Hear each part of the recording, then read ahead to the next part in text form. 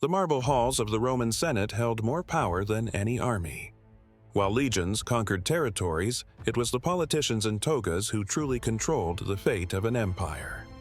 This is the story of how Rome's political machine shaped the ancient world. The Roman Republic operated on a system of checks and balances that would later inspire modern democracies. At the top stood two consuls, elected annually by the people, who commanded the military and presided over the Senate. But here's the twist. Each consul could veto the other, preventing any single person from seizing absolute control. This system worked brilliantly for nearly 500 years. The Senate itself was the beating heart of Roman power. Composed of 300 elite patricians who served for life, these men controlled Rome's finances, foreign policy, and daily administration. Though technically an advisory body, the Senate's prestige gave it enormous influence. Only the Senate could authorize spending from the treasury or approve military campaigns. Without their blessing, even the most ambitious consul was powerless. But this delicate balance began to crack in the late 2nd century BCE. Enter Gaius Marius, a military genius who would change everything. Elected consul an unprecedented 7 times, Marius revolutionized Roman warfare by recruiting soldiers from the poorest citizens, men who owned no property. Previously, only landowners could serve in the legions. This reform created a professional army, but with a dangerous consequence. Soldiers now pledged loyalty to their generals, not to Rome itself. The Senate failed to grasp the implications.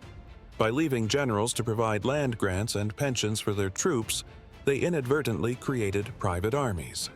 Ambitious commanders like Sulla and Julius Caesar would exploit this system, marching their loyal legions straight into Rome to seize power by force.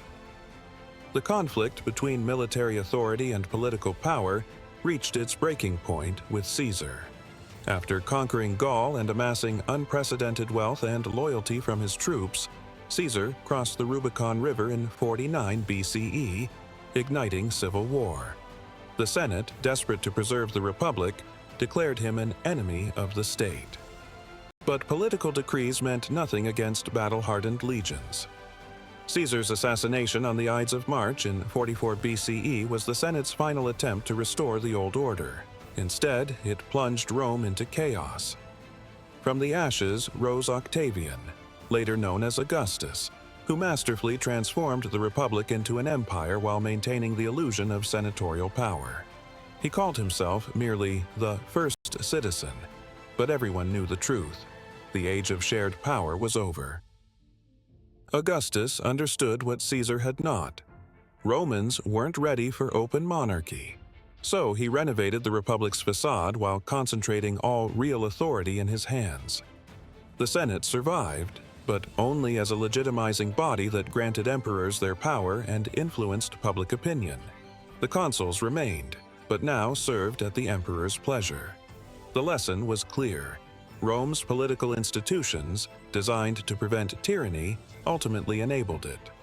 The very system meant to distribute power created the conditions for one man to seize it all. The Senate's control over finances couldn't compete with a general's control over loyal troops. Political authority bowed to military might. This transformation from republic to empire wasn't a sudden coup, but a gradual erosion spanning a century.